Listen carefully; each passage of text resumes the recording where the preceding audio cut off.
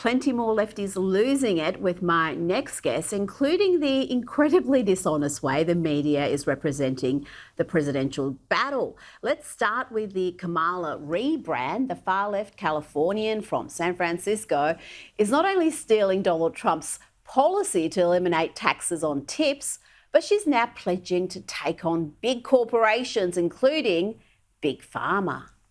I will take on big corporations that engage in illegal price gouging, corporate landlords that unfairly raise rents on working families, and take on Big Pharma and cap the cost of prescription drugs for all Americans.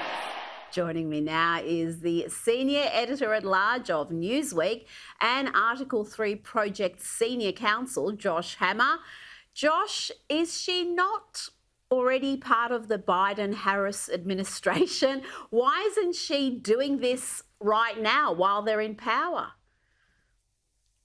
Well, she would like you to think that she is not currently in power for purposes of her policies, but I guess she wants you to magically think that she has all the answers come January 2025. Look, this is Kamala Harris's fundamental problem right now, is that she is the sitting vice president of the United States, and she has been responsible, just as responsible, frankly, as Joe Biden for all of the policies and, as you point out, all of the non-policies that have been implemented or not implemented for the past 3.5 years now. She is responsible for the worst economy in decades, for a formal recession in 2022. She is responsible for the 9.1% annualized inflation rate that was reached 2 years ago in the summer of 2022. She's responsible for the botched withdrawal from Afghanistan in 2021 that made America look like a laughingstock.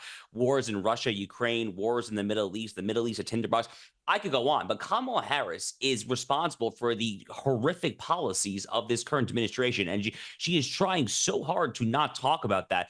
And the media, obviously, as you're well aware, Rita, is completely abetting this. They are not asking her about her actual track record. They are not bringing up the fact that she was the border czar, that she is singularly responsible more than anyone else in the entire administration for the absolute cataclysm of invading illegal aliens at the American southern border. But she's trying to have her cake and eat it too. And, unfortunately, the media, like I said, is letting her do it. So the onus falls on the Trump campaign to ask the actual hard questions and to try to break through this media-induced collective bubble around her. It's really quite a mess, honestly. The media campaign is possibly more astonishing than Kamala's own campaign. And we know she's been, as you said, a disaster as the border czar. The media is trying to whitewash that record. But look at this clip from the last time she ran for president back in 2019, where the good senator pledged to close immigration detention centres if she ever became president. I want to know, when you become president, would you be committing to close immigration detention centers? Absolutely, on day one. On day one, Josh, day one. Again, not seeing much blowback or scrutiny about those comments by Kamala Harris, but these comments are being often unearthed on X by citizen journalists. Look, this is someone who, as you and I have discussed in the past, Rita, this is someone who in 2018, I believe the year was, compared ICE to the Ku Klux Klan here in America. This is someone who, when she was campaigning for president in the year 2020, she said that she wanted to make illegally crossing the border not an actual crime punishable by time in prison or in a DHS or CBP facility, but rather just a mere slap on the wrist or a monetary fine at best. This is someone who comes from a border state, California, but in every position that she has ever held back in her home state in California, whether it was DA, whether it was Attorney General, whether it was U.S. Senator from that state, has done everything possible to abet the flow of illegal aliens coming across that very porous southern border. And certainly her time as vice president of the United States, anyone who could even look even remotely objectively at the situation at the U.S.-Mexico border would deem that the past 3.5 years have been an unmitigated, catastrophic, capital F failure. And again, Kamala Harris is now trying to embrace this tough on border, tough on crime rhetoric. She's out there with all these ads in these heavily Hispanic southwestern states like Nevada, Arizona, states that are leaning Trump, saying that she is somehow like Sheriff Joe Arpaio in Arizona, that she's like a staunch border hawk. I mean, this is Soviet style Pravda disinformation. I mean, they are just lying to you. I do not know how else to say it. So again, the question at this point is whether or not the voters in the swing states, including those two aforementioned southwestern states that I mentioned, Arizona, Nevada, are they going to fall for the lie, or is the actual record going to come up? And again, the responsibility for making sure that the conversation stays on these substantive issues and the track record, it, in theory, ought to be the media. They're not doing their jobs. What that means is that the Trump-Vance campaign has to break through that fog and to get the message out there. They have to remind the voters, remind them, the moderates, the independents, the swing state voters, just how terrible her record is, including on the all-important immigration issue. And on Kamala's record as a prosecutor who puts away felons, that's something they've been very strongly pushing. She's some sort of law and order crusader. Well, we all know how that went in California. And one of the laws the VP authored could see a pedophile who raped and murdered an 8-year-old girl freed in a couple of months, Josh. This could be largely because of a law Kamala Harris authored when she was California's Attorney General. It hasn't received much coverage. This offender was under 18 when this offence took place. And under this law that has been authored by Kamala Harris, he could be released come October. Again, this seems to be disqualifying on its own, the manner in which she has contributed to the decay in California. Yeah, look, I mean, Kamala Harris's track record when she was Attorney General of California, I mean, she single-handedly led the charge on multiple massive jailbreak pieces of legislation, very much including this one. She was a staunch defender of so-called juvenile justice, which results in horrific atrocities, much like this headline that the Daily Mail is doing a huge public service and actually trying to bring to the forefront of the conversation there. Look, personally speaking, I mean, as a lawyer myself, as someone who back when I was a federal law clerk here in Texas, I mean, I saw all sorts of horrific fact patterns, sex trafficking, human trafficking. I mean, my personal 2 cents on this is that if you are a bad dude, then you should be behind bars for the rest of your life. Essentially, period, full stop, end of story. Everyone has due process. You have your right to appeal. That's bread and butter, English common law stuff. But when you are a bad person, at a certain point, you do not deserve parole. You cannot be let out on bail. And I sincerely worry, actually, Rita, that there are even some people on the American right, actually, tragically, who have forgotten that. A lot of people kind of got swept up in the storm of criminal justice reform. You know, fortunately, I guess unfortunately, it took really the George Floyd riots of 2020 and skyrocketing violent and property crime rates, I think, for even of my fellow conservatives to kind of come back to a reality check here on this issue. But again, it's a very, very, very crucial issue for many swing state voters. Crime is typically the number 3 issue in most of our polls right now, behind the economy and immigration. And as long as it continues to be the case, it is yet another issue along with immigration that is ripe for the picking for the Trump-Vance campaign to prosecute the case, pun very much intended. Now, we mentioned earlier that Kamala is so desperate for popular policies, because there ain't too many policies on her official website, that she's stealing them from Donald Trump. Let's have a look at that. When I get to office, we are going to not charge taxes on tips, people making tips. Eliminate taxes on tips for service and hospitality workers. Oh, Josh, not only did the media not slam Kamala for brazenly stealing a Trump policy without any credit, but look at the way they report the story in their headlines. Take CBS, for example. This is how they reported the policy when Trump released it, highlighting that it will cost the government $250 million over 10 years, according to a nonpartisan watchdog group. But this is how they reported it after Kamala stole the policy and announced it. Vice President Kamala Harris is rolling out a new policy position, saying she'll fight to end taxes on tips for service and hospitality workers.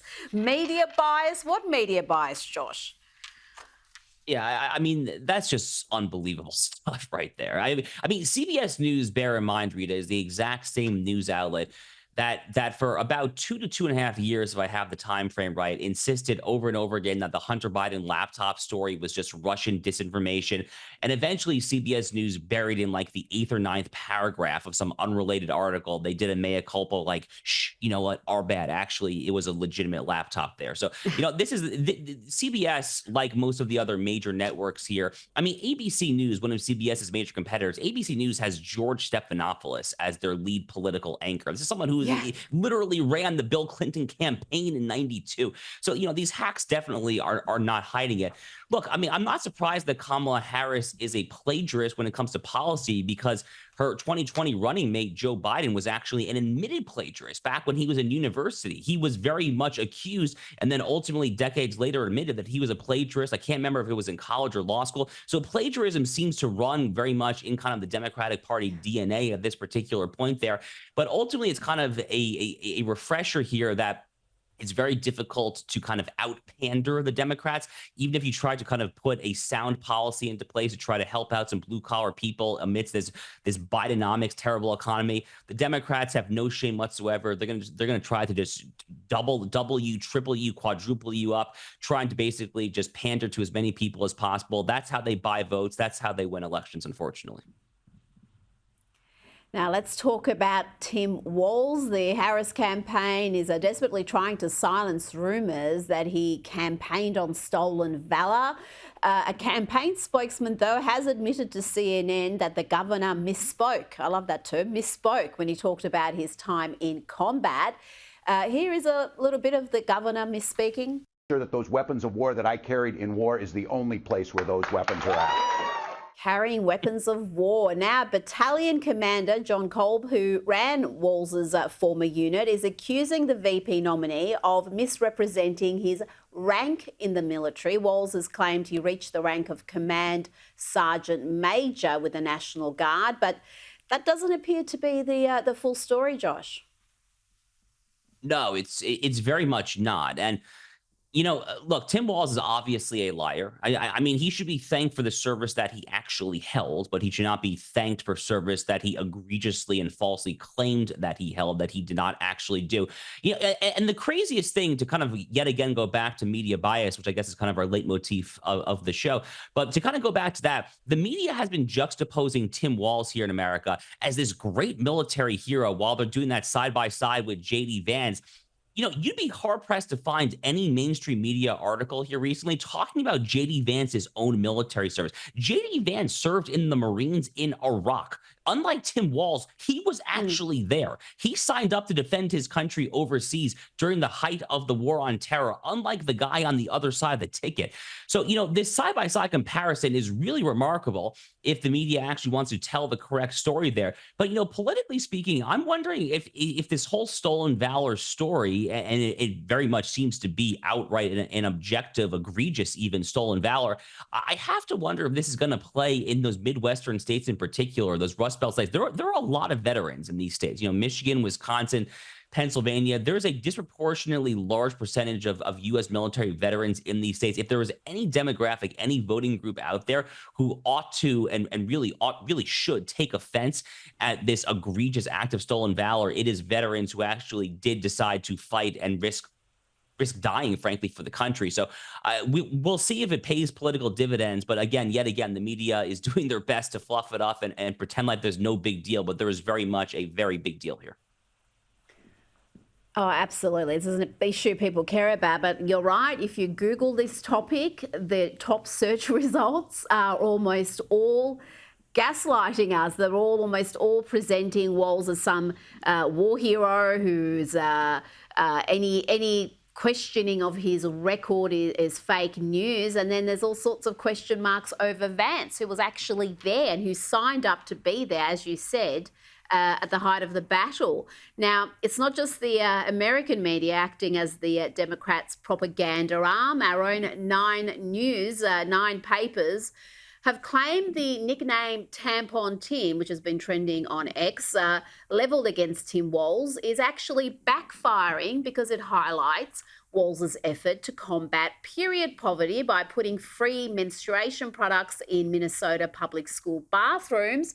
Now, somehow, Josh, in this piece that ran for some 1,000 words, the author missed the key point. The fact that Walz is mocked as Tampon Tim, not because he made tampons available for girls, but because he put tampons in boys' bathrooms in schools across Minnesota. I mean, I don't know how you write 1,000 words and somehow miss the key point, but that's the Australian media for you, Josh. Not much better than what you've got in the US. Thank you again for your time this evening. It's always a pleasure. Always a pleasure. Thank you, Rita.